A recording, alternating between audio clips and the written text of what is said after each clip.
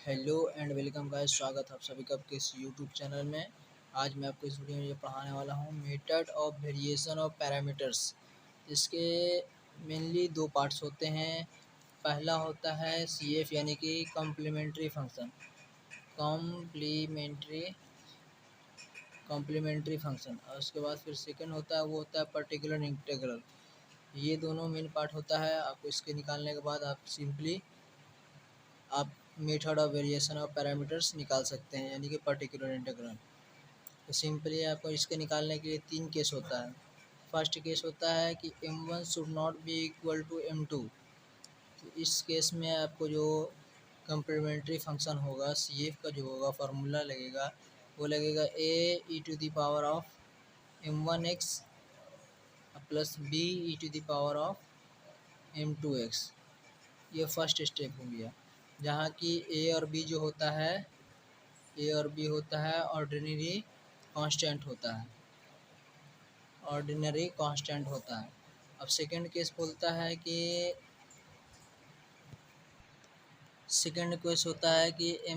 m1 is equal to m2। तो इसमें होता है जो रूट्स आते हैं वो आते हैं रियल एंड इक्वल। इस केस में रियल एंड इक्वल आते हैं। ये देखिए,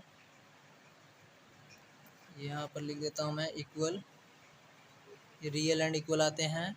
और इसका जो होता है कम्प्लीमेंट्री फंक्शन वो होता है CF is equal to AX plus B और e to the power of m1x या फिर mx भी बोल सकते हैं सिंपली।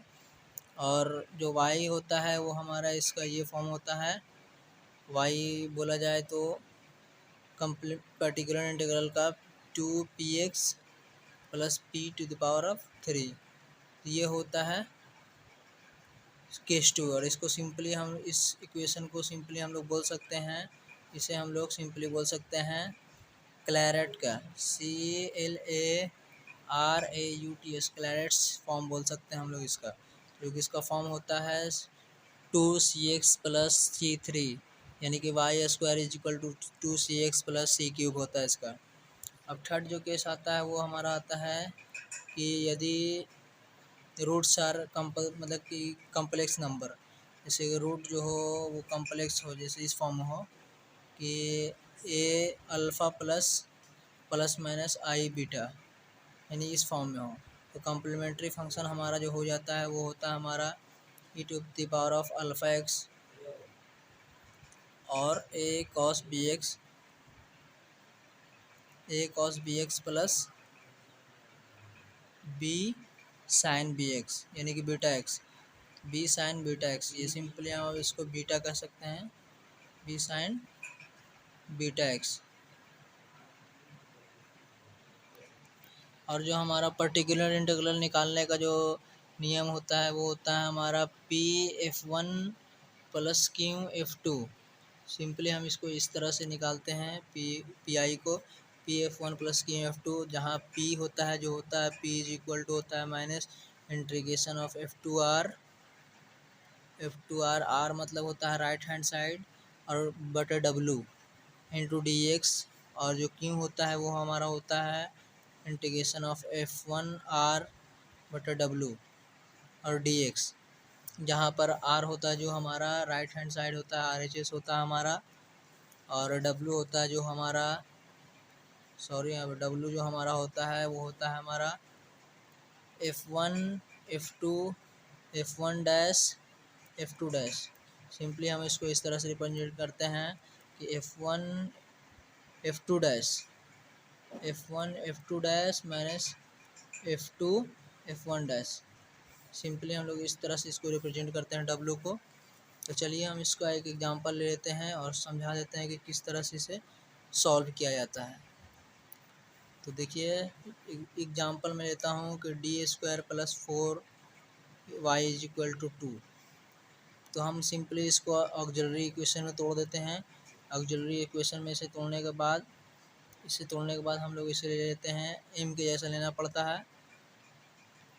तो हम लोग यहाँ पर लिख लेते हैं m² plus 4 is equal to 0 कर देते हैं। अब सॉरी ये 4 है, तो m square is equal to -4, तो M is equal to -√4।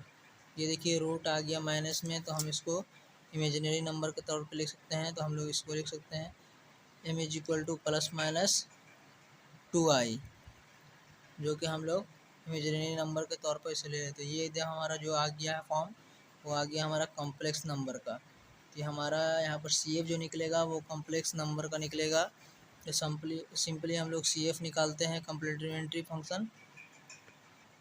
Complementary function का फॉर्मूला हो जाता है हमारा कॉम्प्लेक्स का, देखे थे वो होता है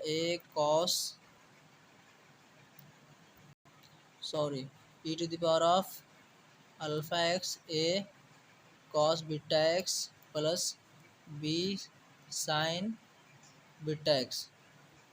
ये होता हमारा ये इसका फॉर्मूला।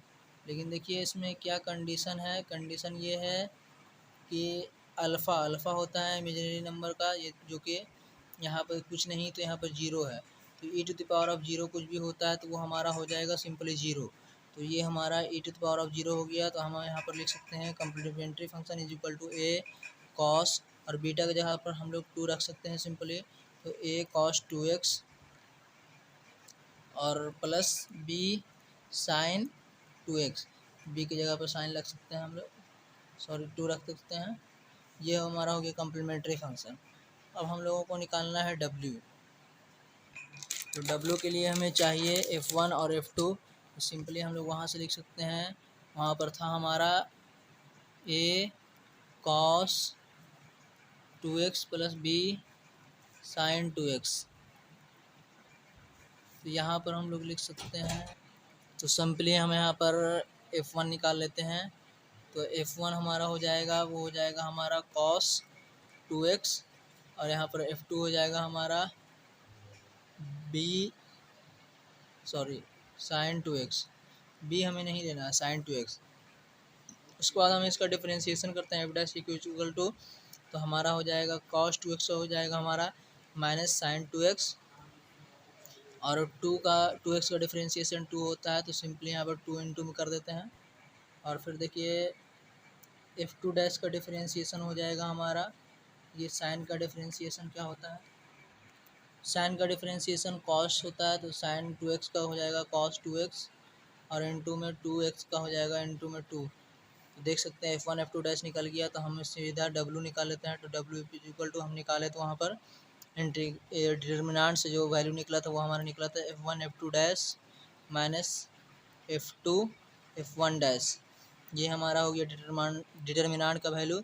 सिंपली हम इसको यहाँ पुट कर देते हैं, तो देखिए f1 का वैल्यू देखिए यहाँ क्या है cos 2x, सिंपली लिख देते हैं cos 2x, और f2' का वैल्यू हो गया हमारा cos 2x इंटू 2, तो इंटू में 2 इंटू cos 2x, और माइनस f1 का हो गया देखिए यहाँ पर sin 2x, और इंटू में 2 इंटू sin 2x, ये हमारा हो गया 2 sin 2x। और सिंपली देखिए अब यहाँ पर जब मल्टीप्लाई करते हैं तो हम लोग को मिलता है 2 cos square 2x plus 2 sin square 2x। तो सिंपली हम यहाँ पर 2 कॉमन लेते हैं, तो यहाँ पर मिलता है cos square 2x plus sin square 2x। तो sin स्क्वायर 2x इसका वैल्यू हो जाता है 1, तो हमें मिल गया यहाँ पर टोटल, देख सकते हैं 2 इंटू 1 इज इक्वल टू 2, तो हमारा w का वैल्यू मिल गया यहाँ पर 2। तो सिंपली हम w को मिल गया, इसलिए p का वैल्यू निकालते हैं। तो p का वैल्यू निकालने के लिए सिंपली हमें फार्मूला लिखते हैं इंटीग्रेशन ऑफ माइनस f2r बटा w dx। तो वैल्यू पुट करते हैं, f2 का वैल्यू देख लीजिए क्या है, f2 का वैल्यू देखिए यहाँ sin 2x है, तो sin 2x पुट करते हैं sin 2x, और देखिए यहाँ पर जो लिखा हुआ था इस साइड में आपको दिखा देता हूँ, r का वैल्यू क्या है, देखिए r का वैल्यू यहाँ पर है 2, ये r हो गया राइट हैंड साइड, तो r का वैल्यू हो गया 2, हम इससे 2 डाल देते हैं। 2 डिवाइडेड बाई, देखिए यहाँ w का वैल्यू क्या आया है 2, w का भी वैल्यू आ गया 2, डाल देते 2 से 2 कैंसिल हो जाएगा और dx लिख देते हैं लास्ट में।